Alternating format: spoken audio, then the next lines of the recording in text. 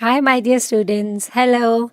Welcome to Mathstan. Today, we will be starting up with the next part, which is something related to your plants, your pollination, your fertilization. So, we are heading towards the next chapter. So, my dear students, take out your notebook and pen and let's get started. Let's solve the questions together. So, let's start. All right, so let's have a look at the next question, which is question number 1 for today. Here, check the serial number 5. Real time RT PCR, that means reverse transcriptase PCR, is preferred over conventional PCR for gene expression studies. Why? My dear students, why is real-time PCR preferred over the conventional PCR for the gene expression? Because it amplifies the proteins, number one. Number two, it quantifies mRNA. Number three is it requires no primers. And importantly, number four is it detects mutations only. So, which of the following you think is correct? Very good. Very good. So my dear students, देखो ये proteins को amplify करता है. आप मानते हैं इस बात को? नहीं करता है. क्वांटिफाई करता है एमआरएनए लेवल्स को? बिल्कुल. प्राइमर्स की जरूरत नहीं होती इसे? होती है, ये भी गलत है. एंड डिटेक्ट करता है म्यूटेशंस को सिर्फ, ये भी गलत है. ओनली लिखा हुआ है, अगर ओनली ना होता फिर ये सही होता. So the correct answer is option number B. Okay, check the assertion reasoning part. ठीक है, असर्शन रीजनिंग का ये क्वेश्चन देखते हैं क्या बोल रहे हैं. नाउ दे स्टेट कि जो AFLP मार्कर्स हैं वो पोजेस करते हैं हाई रिप्रोड्यूसिबिलिटी. AFLP मार्कर्स जो हैं वो पोजेस करते हैं हाई रिप्रोड्यूसिबिलिटी. मानते हैं इस बात को? मानते हैं इस बात को हम कि जो AFLP है, AFLP मार्कर्स हैं वो क्या पोजेस करते हैं? High reproducibility. बिल्कुल सही स्टेटमेंट लिखी हुई है ना? ठीक है. अब अगर मैं बात करूं, AFLP कंबाइन करता है रिस्ट्रिक्शन डाइजेशन के साथ और सिलेक्शन PCR एम्प्लीफिकेशन को, तो क्या ये सही होगा बोलना? Will that be right to state my dear students? So देखो, AFLP मार्कर्स जो है वो हाई रिप्रोड्यूसिबिलिटी को पोजेस करते हैं, दैट इज करेक्ट. नंबर 2 देखिए, नंबर 2 कहता है कि AFLP जो है वो कंबाइन करता है रिस्ट्रिक्शन डाइजेशन के साथ और सेलेक्टिव PCR एम्प्लीफिकेशन के लिए. तो ये भी सही ही है ना? तो क्या दोनों स्टेटमेंट सही हैं? बिकॉज लगा के देखो. उससे पहले अगर मैं आपको AFLP की बात बताऊं तो माय डियर स्टूडेंट्स, बहुत बार ऐसा आता है एग्जाम, मतलब लेक्चर के एग्जाम में, नेट के एग्जाम में भी ये पूछते हैं अबाउट द सेम. तो आप ये चीज़ मेंशन कर सकते हैं कि जो AFLP है, this is amplified fragment length polymorphism. ठीक है, ये एक क्या है? ये PCR based DNA fingerprinting technique होती है जेनेटिक्स में, बायोटेक्नोलॉजी में, जहां पर हम क्विकली स्क्रीन कर सकते हैं जेनेटिक डाइवर्सिटी को, जीनोम्स को मैप कर सकते हैं, स्पीशीज को आइडेंटिफाई कर सकते हैं. So AFLP markers high reproducibility possess करते हैं. क्यों? Because AFLP combines restriction digestion and selective PCR amplification. So here both A and R are true statements and R explains A very well. चलिए ये question देखते हैं. cDNA libraries जो हैं वो यूजफुल है. किस चीज के लिए यूजफुल हैं? यूकैरियोटिक जीन्स को बैक्टीरिया में एक्सप्रेस करने के लिए. cDNA के पास इंट्रॉन्स नहीं होते. माय डियर स्टूडेंट, cDNA के पास इंट्रॉन्स नहीं होते. सो अगर मैं बात करूं इंट्रॉन्स की, बहुत ज़्यादा मैटर करते हैं.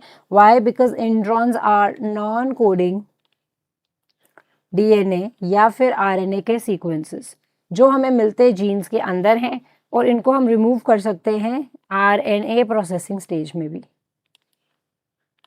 ठीक है, be very careful when we are doing this questions. तो correct answer my dear students आता है ए, क्योंकि cDNA के पास सच में इंट्रॉन्स नहीं होते.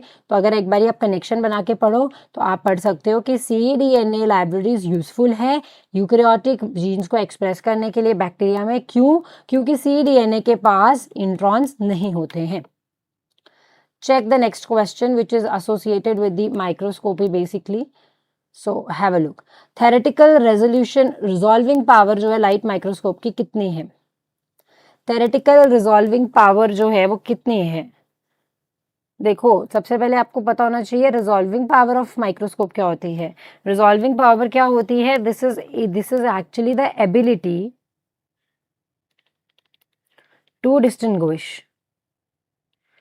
रिजॉल्विंग पावर एबिलिटी होती है to distinguish to closely spaced objects. समझिए? एज सेपरेट डिस्टिंक्ट एंटिटीज की तरह अगर आप दो क्लोजली प्लेस्ड स्पेस्ड ऑब्जेक्ट्स को देख पाते हो then no doubt you are working the right way. आप देख ही रहे हैं. किसको देख रहे हैं? You are able to go for the yes. आप रिजॉल्विंग पावर को देख पा रहे हो. ठीक है, तो थ्योरेटिकल रिजॉल्विंग पावर कितनी होगी? That becomes the question for us my dear students. शाबाश, very good. Tell me. So the correct answer is 200 nanometres.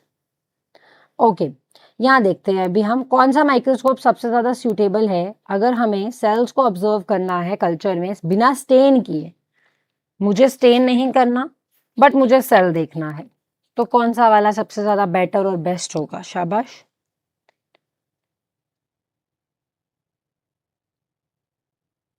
शाबाश.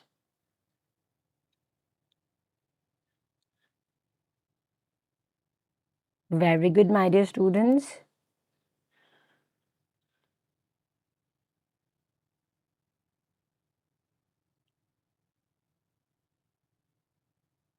All right. अब यहाँ देखेंगे. हाँ, जब हम यहाँ पर बात करते हैं तो we have to see that it is the phase contrast microscope. कौन सा माइक्रोस्कोप यूज करते हैं हम? We use phase contrast microscope. तो माय डियर स्टूडेंट्स, जो फेज कॉन्ट्रास्ट माइक्रोस्कोप होता है वो इम्पॉर्टेंट है. Why it is important? Let me get you through that. So phase contrast microscope एक स्पेशलाइज्ड ऑप्टिकल इंस्ट्रूमेंट है जो क्या करता है? जो इनविजिबल फेज को शिफ्ट करता है टू दी विजिबल चेंजेस के लिए. कैसे करेगा? ब्राइटनेस और कंट्रास्ट को मैनेज करेगा, उसमें अल्टरेशंस लाएगा, शिफ्ट्स लाएगा ताकि आप देख पाओ. स्कैनिंग इलेक्ट्रॉन माइक्रोस्कोप जिसे आप बोलते हो सैम, इमेज किसकी वजह से बनती है? स्कैनिंग इलेक्ट्रॉन माइक्रोस्कोप में इमेज किसकी वजह से बनती है? ट्रांसमिटेड इलेक्ट्रॉन्स की वजह से, सेकेंडरी इलेक्ट्रॉन्स की वजह से जो कि एमिट होते हैं फ्रॉम द स्पेसिमेन सरफेस, या फिर फ्लोरेसेंट फोटॉन्स की वजह से, या फिर एक्स रेज की वजह से सिर्फ. शाबाश. Very good, my dear students. Tell me what the correct answer goes to be here.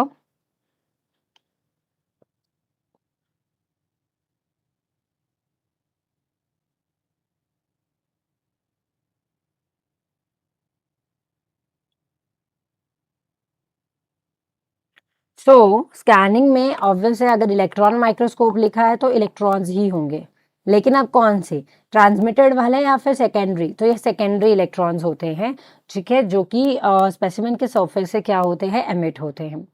कौन सा माइक्रोस्कोप है जो अचीव कर सकता है atomic level resolution by detecting the electron tunnelling? शाबाश. इनमें से कौन सा माइक्रोस्कोप है जो कि अचीव कर सकता है atomic level resolution by detecting electron tunnelling? TEM, SEM, STEM या फिर confocal microscope? Very good.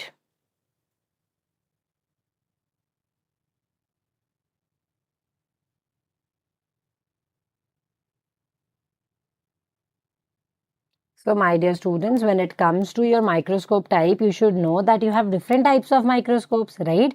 You have TEM microscope, you have, yes, you have SEM microscope, you have other microscopes like STEM, STM basically, and also you have the confocal. अब इनका क्या काम है वो हमें ध्यान रखना है, ठीक है? Have a look now here. So when I'm talking about the TEM microscope, SEM microscope या फिर जब मैं बात करती हूँ कॉन्फोकल की, तो ये तीनों के तीनों माइक्रोस्कोप जो हैं वो बहुत ज़्यादा पावरफुल होते हैं. इनकी माइक्रोस्कोपी अलग अलग होती है. जो टेम होता है ये होता है ट्रांसमिशन इलेक्ट्रॉन माइक्रोस्कोप। ठीक है, जो सेम होता है उसको हम बोलते हैं स्कैनिंग इलेक्ट्रॉन माइक्रोस्कोप। ठीक है, जो स्टेम होता है STM वाला में होता है, this is not that powerful, but जो कॉन्फोकल वाला है वो होता है कॉन्फोकल लेजर स्कैनिंग। तो नाम से ही पता चल रहा है कि इनके क्या क्या वर्क है। ठीक है, सो ट्रांसमिशन वाला टेम है, स्कैनिंग इलेक्ट्रॉन जो है वो सेम है। अच्छा, ये क्वेश्चन देखो, अभी 1 मिनट रुक जाओ।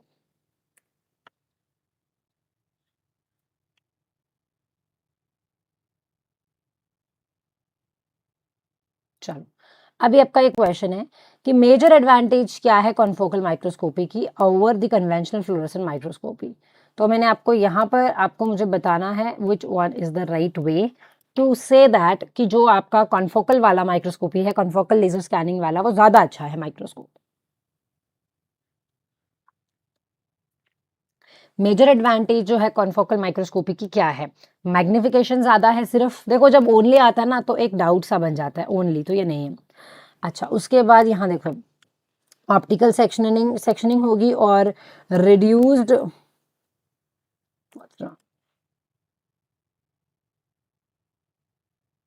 Okay, now tell me optical.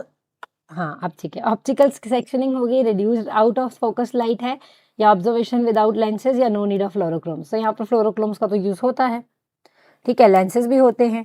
So the correct answer is कि optical sectioning and reduced out of focus light होती है। अच्छा, अभी यहाँ देखो, आई थिंक आपको ज्यादा दिख रहा है इधर से, है ना? जस्ट अ सेकेंड, ये लीजिए, आप देखिए क्वेश्चन। ये क्वेश्चन बहुत अच्छा है रादर, ठीक है, बहुत ज्यादा अच्छा क्वेश्चन है। अब देखो, कौन सा मेथड है जो बहुत ज्यादा सूटेबल है estimating population density of trees in forest. अगर मुझे पॉपुलेशन डेंसिटी पता करनी है ट्रीज की फॉरेस्ट में, तो मैं कौन सा मेथड यूज करूं सबसे ज्यादा अच्छा? मैं कैप्चर रिकैप्चर करूंगी, क्वाड्रेट करूंगी, पिटफॉल करूंगी, मिस नेटिंग करूंगी। माय डियर स्टूडेंट्स, कुछ मेथड्स होते हैं हमेशा एवरग्रीन, जो बहुत ज़्यादा इंपॉर्टेंट होते हैं, लाइक कैप्चर रिकैप्चर मेथड। ठीक है, आप पॉपुलेशन को रैंडमली चूज करके वो कर रहे हो। जैसे आप इस एक्सपेरिमेंट को हम यूजुअली उसके साथ करते हैं, डिफरेंट पल्सेस के साथ करते हैं बेसिकली। देन आता है क्वाड्रेट सैम्पलिंग। आपने क्वाड्रेट फेंका कहीं पर भी, और फिर जहाँ पर बन रहा है आपका क्वाड्रेट, वहाँ पर आपने क्या किया, डेंसिटी को चेक किया, तो आपने फिर वहाँ से पूरे फॉरेस्ट का जान लेते हो। सो ऑब्वियस ये है कि आपका करेक्ट आंसर क्वाड्रेट सैम्पलिंग ही होगा। मज़ा आता है ये करते बाय द वे। चलो, अभी ये देखते हैं। Check this one my dear students, capture recapture method जो है वो कॉमनली कहाँ यूज़ होता है? ससाइल प्लांट्स के लिए, सॉइल माइक्रोब्स के लिए, मोबाइल एनिमल पॉपुलेशन के लिए, या फिर आपके सैटेलाइट इमेजरी के लिए? किसके लिए आप इसको यूज करोगे सबसे ज्यादा? शाबाश। सो कैप्चर मार्क जो रिकैप्चर मेथड है वो कॉमनली आप किसके लिए यूज करते हो? कॉमनली आप यूज करते हो for sessile plants, for soil microbes, for mobile animals population और satellite imagery. Obviously sessile plants के लिए। ठीक है, ससाइल प्लांट्स के लिए, ससाइल प्लांट्स के लिए आप यूज करते हो क्वाड्रेट। ठीक है, उसके बाद मोबाइल एनिमल पॉपुलेशन के लिए आप यूज करते हो कैप्चर रिकैप्चर। याद रखना, क्योंकि अगर आप क्वाड्रेट वाला करने लग पड़े इस एनिमल पॉपुलेशन के लिए, वो तो काम ही नहीं करेगा, क्योंकि एनिमल्स तो मूव करते रहते हैं, मोबाइल होते हैं। ठीक है, तो इसीलिए हम ससाइल वाला क्वाड्रेट के लिए यूज करते हैं। तो आप ऐसे याद रख सकते हो, प्लांट्स क्वाड्रेट मेथड, एंड आपके एनिमल्स जो मोबाइल हैं, यूजुअली मोबाइल ही होते हैं, मूव की करते हैं, capture recapture method. I hope this much is clear. चलो, now have a look here. कौन सा रिमोट सेंसिंग का पैरामीटर है जो सबसे ज़्यादा कॉमनली हम यूज़ करते हैं in the productivity, to estimate the productivity of the vegetation? Okay, so I am repeating this one again, एक बार फिर से देख लेते हैं। Which remote sensing parameter is the most commonly used to estimate the vegetation productivity? pH index, NDVI, BOD, COD? So my dear students, pH index तो आपको pH के बारे में बताएगा। बीओडी होता है बायोलॉजिकल ऑक्सीजन डिमांड। तो खुद सोचो, ये बायोलॉजिकल ऑक्सीजन डिमांड तो हम पानी में देखते हैं। सीओडी देखो, ये आ जाता है आपका सीओडी, ठीक है, this is chemical oxygen demand, तो ये भी हम पानी में देखते हैं। Both of them are seen in water. PH index pH बताता है। एनडीवीआई क्या है? एनडीवीआई होता है नॉर्मलाइज्ड डिफरेंस वेजिटेशन इंडेक्स, ठीक है। So this one goes to be the correct option. अच्छा, अभी यहाँ देखो, नेक्स्ट क्वेश्चन आता है कि इनमें से कौन सा एनिमल बिहेवियर है। ध्यान से देखेंगे, अगर आप एनिमल बिहेवियर स्टडीज पढ़ते हैं या करते हैं तो उसमें फोकल एनिमल सैम्पलिंग क्या होती है my dear students? Focal animal sampling क्या होती है? ऐसे देखो, अगर आपको आंसर नीचे से दिख रहा है और आप आंसर लगा रहे हो तो मेरा कहने का मतलब आपका कोई फ़ायदा नहीं है करने का। क्वेश्चन करने का फ़ायदा तभी है अगर आप उसको बहुत अच्छे से समझो एक एक पॉइंट को। जैसे ये एनडीवीआई है, इसमें एक चीज़ और बोल सकते हैं कि एनडीवीआई कैलकुलेट करने के लिए आप NIR plus NIR minus red plus R red कर सकते हो। हाँ, ठीक है, ये वैल्यूज़ आपको दी हो सकती हैं। अच्छा, ये बताओ, talking about focal animal sampling. Focal animal sampling क्या होती है, पहले मैं आपको वो बताती हूँ। देखिए, फोकल एनिमल सैम्पलिंग क्या है? This focal animal sampling is a behavioural, ये बिहेवियरल ऑब्जर्वेशन होती है इकोलॉजी में और एनिमल बिहेवियर स्टडीज में, जहां पर आप एक सेलेक्टेड इंडिविजुअल को लेते हो, ठीक है, उसको ऑब्जर्व करते हो फिक्स पीरियड के लिए, और इतना ही नहीं, आप इसके सारे के सारे क्या करते हो, ऑल बिहेवियर्स को आप रिकॉर्ड करते हो, ठीक है, सारे बिहेवियर्स को आप क्या करते हो, रिकॉर्ड करते हो। इसको बोलते हैं एनिमल सैम्पलिंग। कौन सी वाली? Focal animal sampling. तो अब आप यहाँ देखो, observing all the animal simultaneously, recording the behaviour of one selected individual for a specified period, ठीक है, या फिर सैम्पलिंग हैबिटेट्स ओनली, या फिर काउंटिंग नेस्ट्स। क्या करोगे आप इनमें से? शाबाश, very good. So my dear students, यहाँ पर आप क्या करोगे, यहाँ पर जितना भी है आपके सारे के सारे, you will come up to one point that will be your B, that is recording behaviour of one selected individual for a specified period. ये फ़ायदा होता है इसको समझने का। अच्छा, कौन सा हैबिटेट है इनमें से? Habitat characterisation parameter is least likely to be measure directly in field. इनमें से कौन सी चीज़ें जो डायरेक्टली आप फील्ड में मेजर नहीं कर पाओगे? कैनोपी कवर आप फील्ड में कर सकते हो, कर सकते हैं। वेजिटेशन की हाइट, ये भी फील्ड में ही करेंगे, है ना, लैब में जाके तो करेंगे नहीं। लैंडस्केप का फ्रेगमेंटेशन इंडेक्स, ये भी होगा फील्ड में? नहीं, ये फील्ड में नहीं हो सकता। सॉइल का मॉइस्चर उसी टाइम हम कर सकते हैं, मॉइस्चर का मतलब चेक कर सकते हैं, लेकिन लैंडस्केप फ्रेगमेंटेशन इंडेक्स जो है हम कैलकुलेट नहीं कर पाएंगे directly in the field. We have to undergo the processes.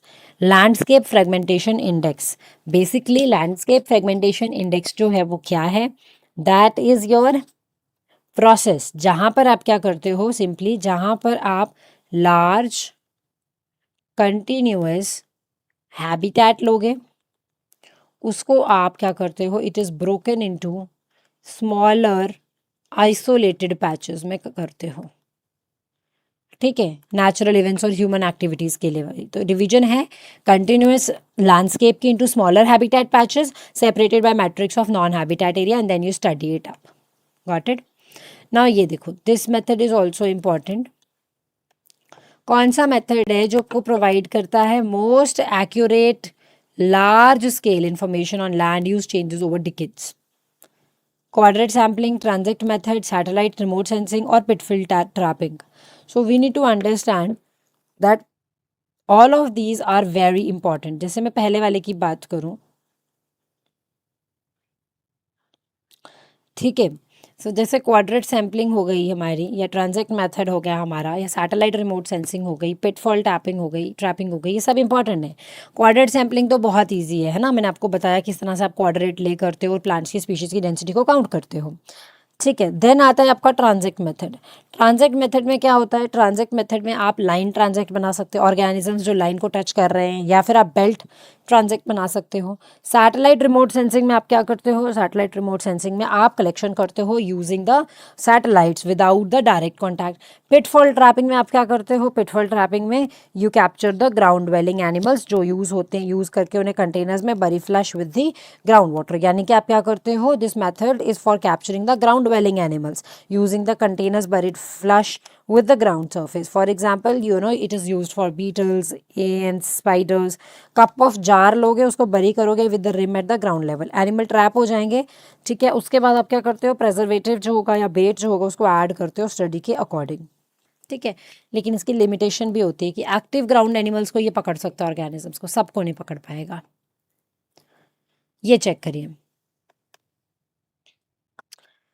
Okay, now which molecular marker does not require prior sequence information? You have some examples as RAPD, SSR, SNP, SCAR.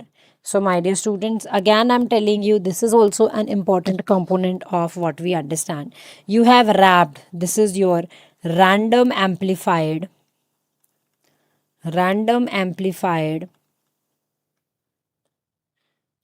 polymorphism. SSR is basically your simple sequence repeat.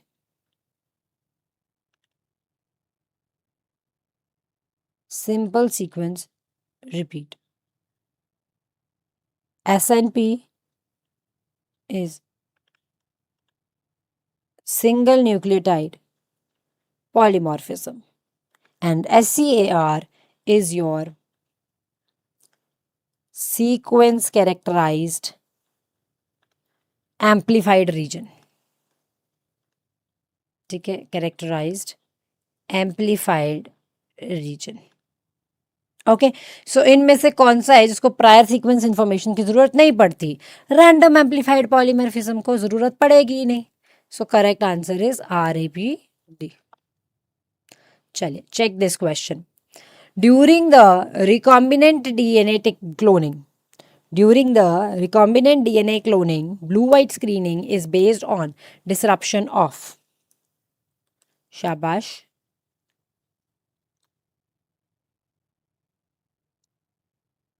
During recombinant DNA cloning, blue-white screening based किसके है, किसकी disruption पे है? Absolutely correct. That is LAC-Z gene क्योंकि it has beta galactosidase gene. अच्छा, इनमें से कौन सा मार्कर है? Which of the following molecular markers is based on the variation in the length of restriction fragments generated after digestion with the restriction enzymes? RAPD, AFLP, RFLP or ISSR? So the correct answer is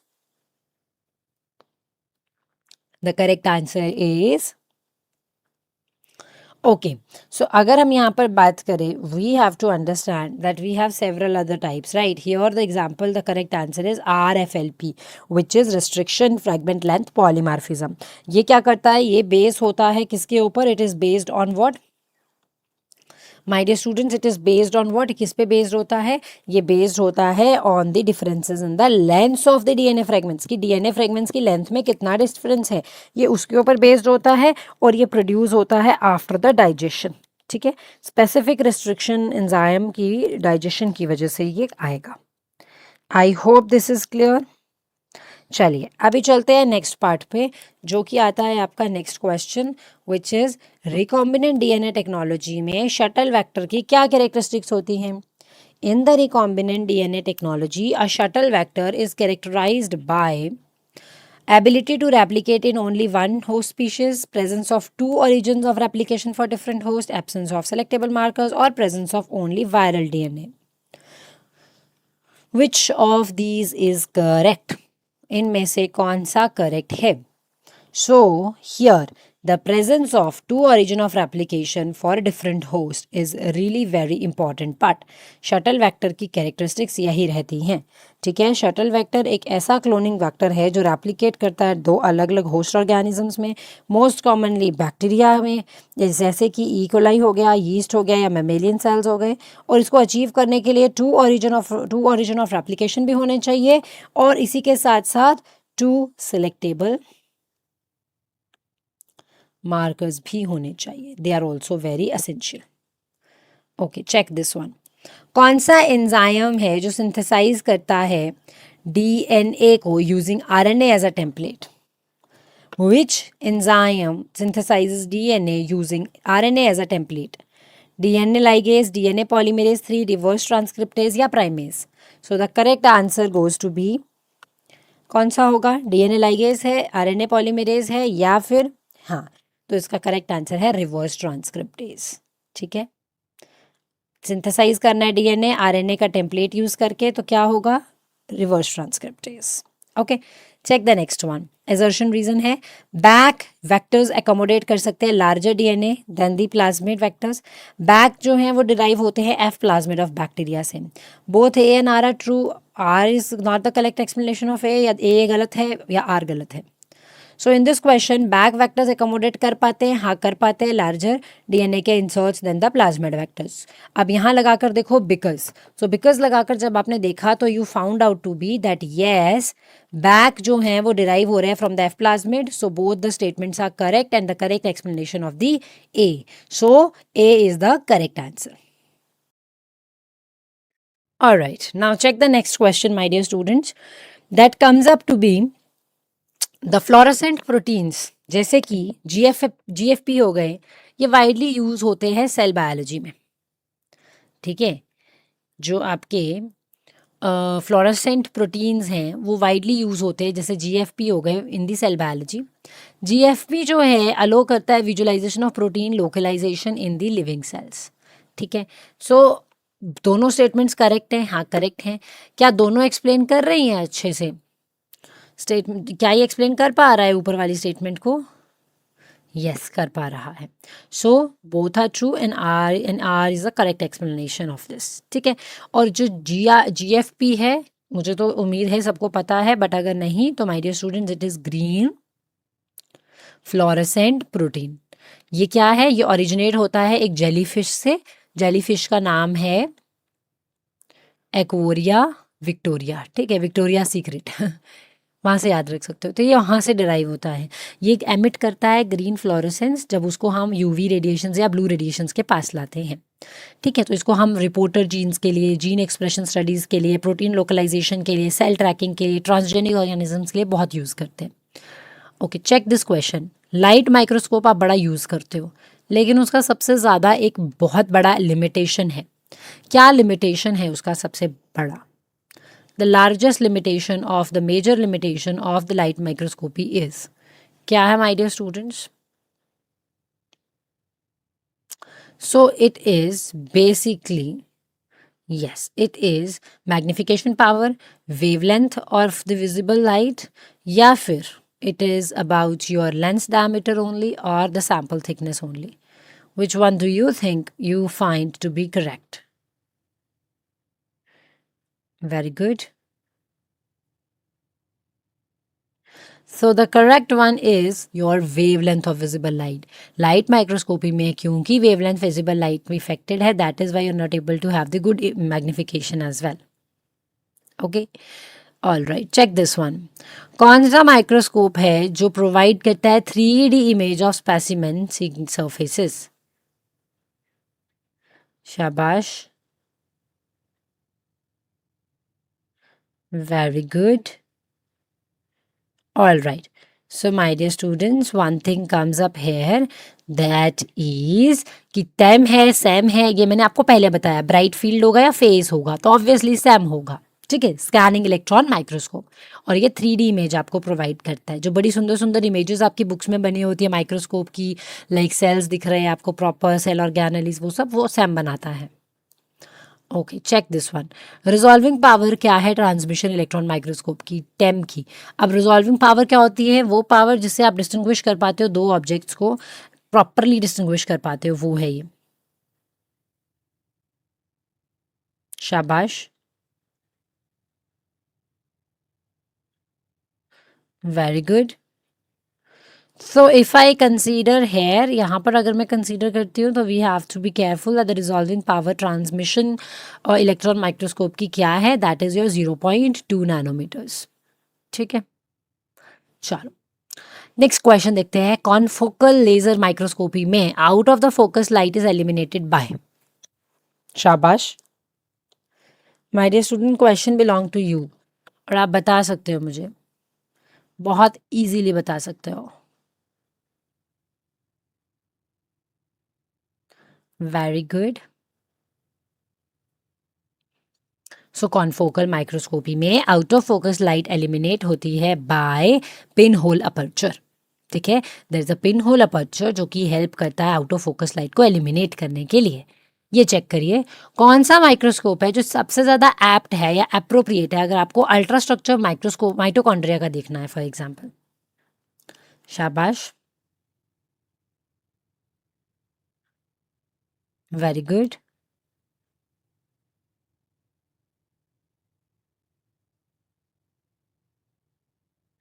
very good my dear students.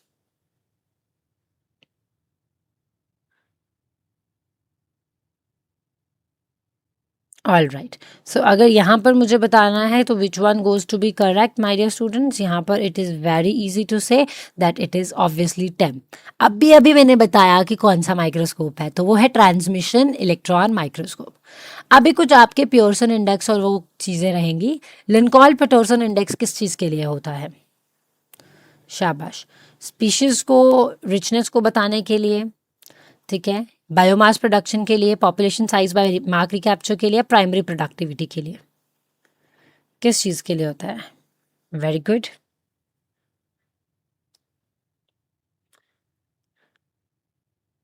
Very good,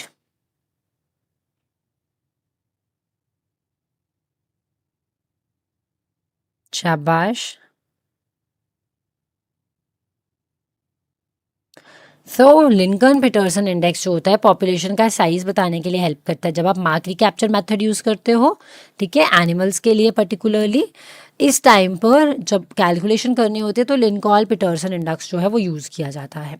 okay, so we need to understand about the Lincoln Petersen index in the population size by Remark method. The formula we have to see, that formula goes up to be, have a look here. Okay, so here it is n is equal to m into c by r, where n is what? N is the estimated total population size, where m is what? Where m is the number of individuals जिनको हमने capture किया है, mark किया है और जिनको हमने release कर दिया है। सी हो गया जिनको हमने कैप्चर किया है सेकेंड सैंपल में, और आर होते हैं नंबर ऑफ मार्क्ड इंडिविजुअल्स जो रिकैप्चर हुए हैं। ठीक है, so N is equal to M C by R करते हैं। ये चेक करिए कौन सा एजम्पशन है जो रिक्वायर्ड नहीं है। जब भी आप मार्क रिकैप्चर मार्क रिकैप्चर करते हो तो कौन सा वाला एजम्पशन की आपको ज़रूरत नहीं पड़ती है? Which of the following assumptions you need not to go with? Marked individuals randomly mix करते हो जाते हैं विद द पॉपुलेशन, या फिर मार्क्स जो हैं वो रिमेन अनआइडेंटिफाइबल, या population remains close during the sampling, या फिर population must consist only of adults.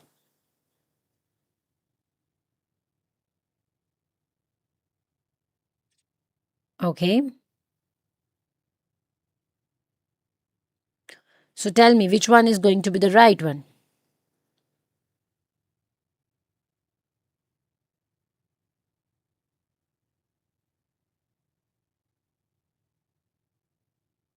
Very good,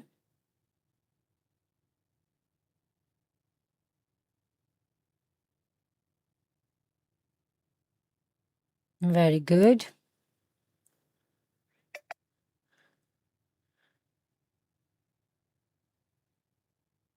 all right, so कौन सा एजम्पशन है जो रिक्वायर्ड नहीं है?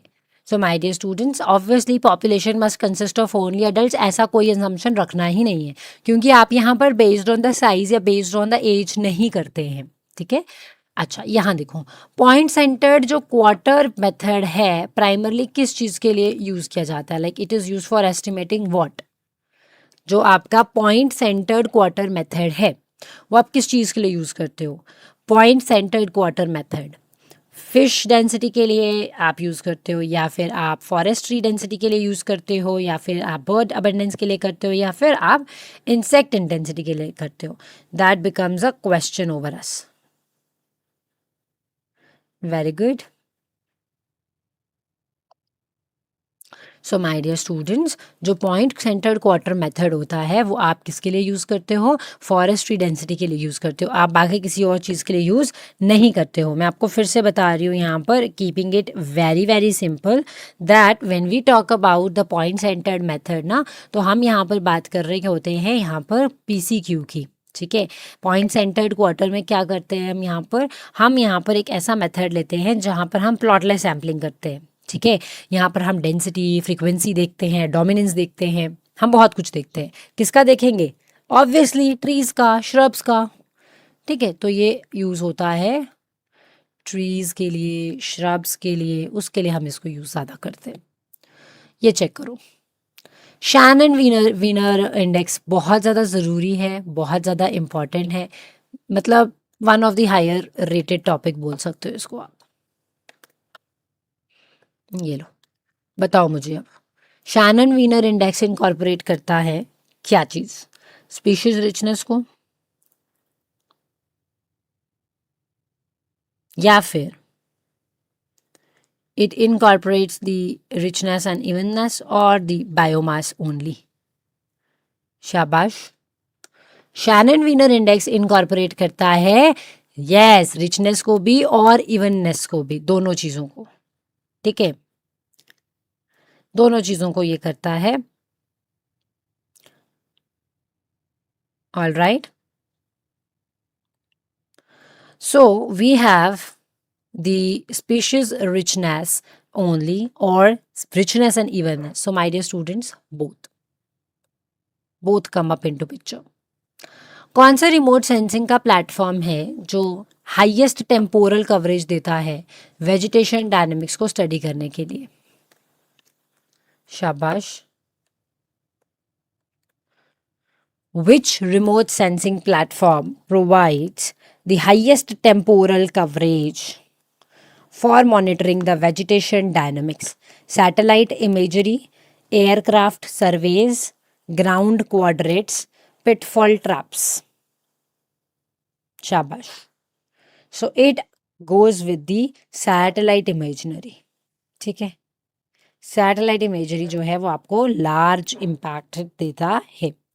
अच्छा, नेक्स्ट देखते हैं, NDVI को आप कैसे कैलकुलेट करते हो? आई थिंक हमने इतने क्वेश्चंस किए हैं, अब आपको ये तो आ ही जाना चाहिए about this part.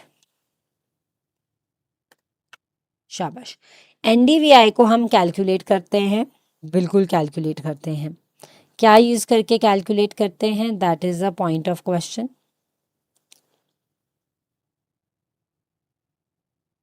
Very good. NDVI को हम क्या यूज़ करेंगे? We use RNNI, that is red and infrared, near infrared radiation लेते हैं, फार इंफ्रारेड नहीं लेते हैं। कौन सी प्लॉटिंग टेक्निक है जो यूज़ कर सकते हैं RNA के मॉलिक्यूल्स को डिटेक्ट करने के लिए? शाबाश। सो इसके लिए आपके पास बहुत सारी प्लॉटिंग के मेथड्स दिए हुए हैं। सो आपको क्या लगता है कौन सा वाला यूज़ होगा यहाँ पर?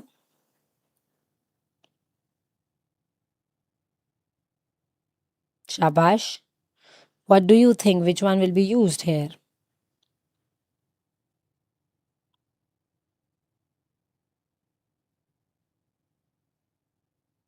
Very good, my dear students.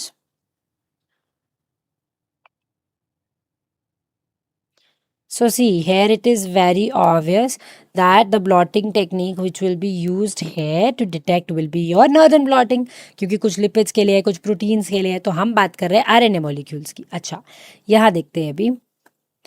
अगर 2D जेल इलेक्ट्रोफोरेसिस हो रही है, ध्यान से सुनेंगे, अगर 2D जेल इलेक्ट्रोफोरेसिस हो रही है तो प्रोटीन्स जो होंगे वो सेपरेट होते हैं ऑन द बेसिस ऑफ, किसके बेसिस पे सेपरेट होते हैं? मॉलिक्यूलर वेट के, चार्ज के, आइसोइलेक्ट्रिक पॉइंट के, या फिर हाइड्रोफोबिसिटी के? शाबाश, very good,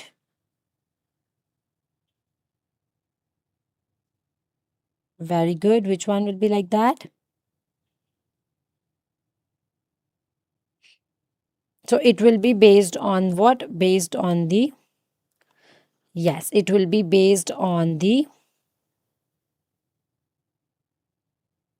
it will be based on what? It will be based on the isoelectric point. Okay, it will be based on the isoelectric point. ये check करिए, इनमें से आपको किस चीज़ की रिक्वायरमेंट नहीं है? जब आप पीसीआर करते हो तो आपको किसी चीज़ की रिक्वायरमेंट नहीं होती है, वो कौन सी चीज़ है which you actually don't require to?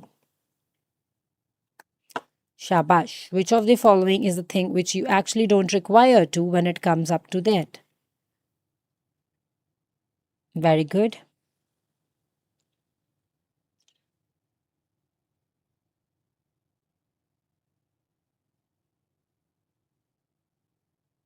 Very good. So, my dear students, when it comes to this part, we need to understand that it is your obviously DNA ligase. PCR में ligase का क्या काम है? कोई काम नहीं है. It has nothing to do with that. So हमें एक क्या चाहिए? हमें we need something which we call as the thermostable DNA polymerase. हमें वो चाहिए होता है, ठीक है, बट हमें प्राइमर्स नहीं चाहिए। चाहिए हमें डीएनए पॉली टेम्पलेट चाहिए लाइगेज की ज़रूरत नहीं होती है। अब देखो यहाँ पर CRISPR Cas9 system naturally function करता है, एक बैक्टीरिया का इम्यून सिस्टम है ये, या फिर एक वायरल रेप्लिकेशन सिस्टम है, या फिर ये डीएनए का क्लोनिंग फैक्टर है, या फिर ये एक ट्रांसक्रिप्शन फैक्टर है? शाबाश, what do you think it is? Very good, very good, what it will be? So CRISPR Cas9 system actually या नेचुरली क्या करता है? वो फंक्शन करता है as what? It naturally functions as a bacterial immune system और a viral replication system, या फिर हाँ, तो ये एक बैक्टीरिया का इम्यून सिस्टम का रिस्पॉन्स है, like it is the CRISPR Cas9 immune system होता है, वो भी किसका? प्रोकैरियोट्स का, पर्टिकुलरली क्रिस्पर Cas9 जो है वो बैक्टीरिया का है। ये चेक करते हैं। एक रिसर्चर है, उसको ज़रूरत है कि वो एक मार्कर सिस्टम लाए जो कि हाईली रिप्रोड्यूसेबल हो, अच्छे से रिप्रोड्यूस होता हो, इतना ही नहीं वो कोडोमिनेंट भी हो, इतना ही नहीं वो पॉलीमॉर्फिक भी हो, और पॉपुलेशन जेनेटिक स्टडीज़ के लिए बहुत ज़्यादा अच्छा भी हो। तो इनमें से कौन सा वाला जो है वो यूज़ होगा? शाबाश, very good,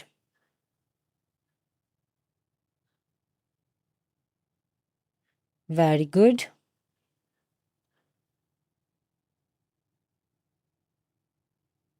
So we need to be very, very careful that when it comes to it will be your SSR. My dear students, ये हमने पहले बहुत अच्छे से किए हैं, आपको बहुत अच्छे से वहाँ पर देखने पड़ेंगे एक बारी। चलिए एक बारी देखते हैं। यहाँ पर एक साइंटिस्ट है जो चाहते हैं कि वो एक्टिन फिलामेंट्स को विजुलाइज करें। एक्टिन फिलामेंट्स वही जो कि थिन होते हैं और कॉन्ट्रैक्शन और रिलैक्सेशन में, मसल मूवमेंट में हेल्प करते हैं, ठीक है।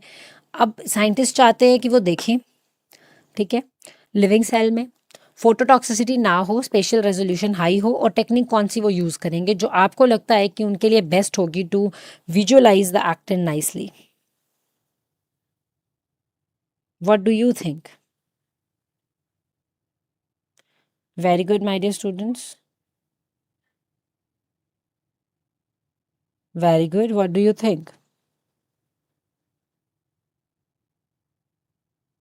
So, if it comes to that, I would mention the correct answer is your C.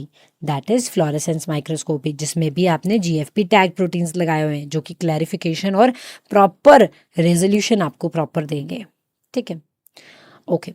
कौन सा ऐसा इकोलॉजिकल सैम्पलिंग मेथड है जो कि ग्रास स्पीशीज के लिए सबसे ज़्यादा यूज हो सकता है? ग्रास स्पीशीज के लिए देखिए माय डियर स्टूडेंट्स, क्वाड्रेट ही होगा। क्यों? क्योंकि आप ट्रीज का करो, श्रब्स का करो, आप यही यूज करोगे। अगर आपको स्पीशीज हर्ब्स का करना है तो भी आपके लिए ये फेवरेबल रहेगा। कैप्चर रिकैप्चर मेथड तो होता है मूवमेंट वालों के लिए, वो तो यूज करोगे नहीं। ठीक है, तो क्वाड्रेट जो है वो प्लांट्स के लिए quadrat is the best. Greatest source of error, अगर आप रिमोट सेंसिंग करते हो तो किसी हैबिटेट क्लासिफिकेशन में आपको हेल्प चाहिए, तो इनमें से कौन सी चीज़ है जो आपके रिजल्ट को खराब कर सकती है? ग्रेटेस्ट एरर किस चीज़ की वजह से आता है? शाबाश। Atmospheric interference, excessive quadrat size, या फिर एनिमल माइग्रेशन, या फिर ग्रोथ, पॉपुलेशन ग्रोथ। तो देखो, it tends to what? It tends to be your yes, yes, atmospheric interference only. चलो अभी चेक करते हैं नेक्स्ट, इनमें से कौन सा कॉम्बिनेशन है जो करेक्टली मैच होता है? Very good. कौन सा है इनमें से जो करेक्टली मैच होता है my dear students?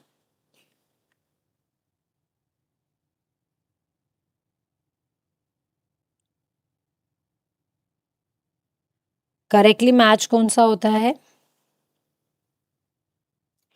Correctly match होता है नॉर्दर्न ब्लॉट, क्योंकि नॉर्दर्न ब्लॉट आरएनए एनालिसिस के लिए, that's correct.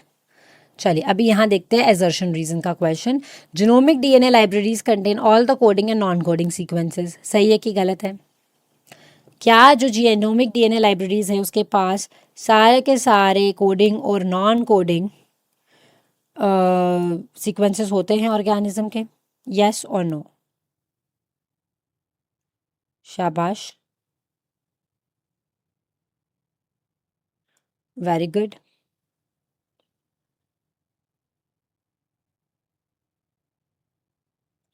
So, my dear students, that works or not?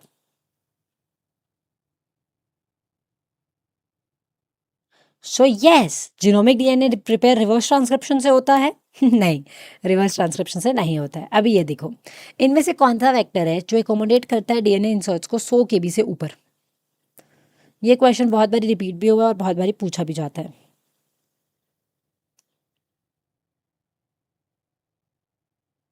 Okay, सो कौन सा वेक्टर है जो कैपेबल है एकोमोडेट करने के लिए डीएनए के इंसर्ट साइज को?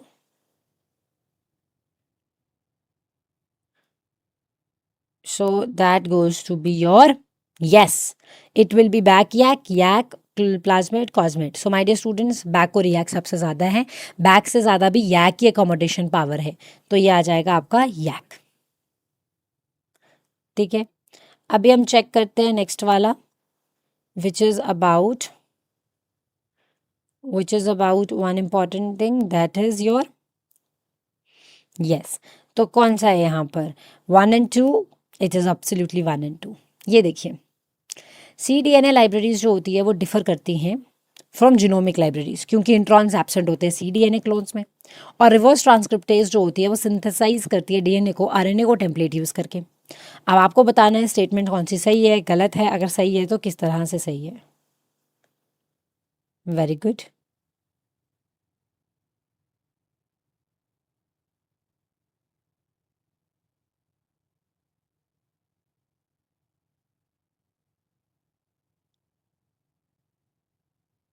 वेरी गुड,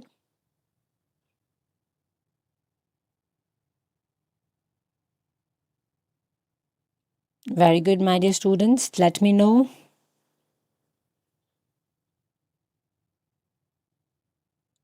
शाबाश। So please have a look here, when it comes to your cDNA libraries तो वो डिफर करते हैं, हाँ करते हैं जीनोमिक लाइब्रेरी से, क्योंकि इंट्रॉन्स एब्सेंट होते हैं, ये तो करेक्ट है। रिवर्स ट्रांसक्रिप्टेज सिंथेसाइज करता है डीएनए को आरएनए को एज अ टेम्पलेट यूज़ करके, तो यहाँ पर ये भी करेक्ट है। तो दोनों अगर बिकॉज लगा के कंपेयर करो तो सही है।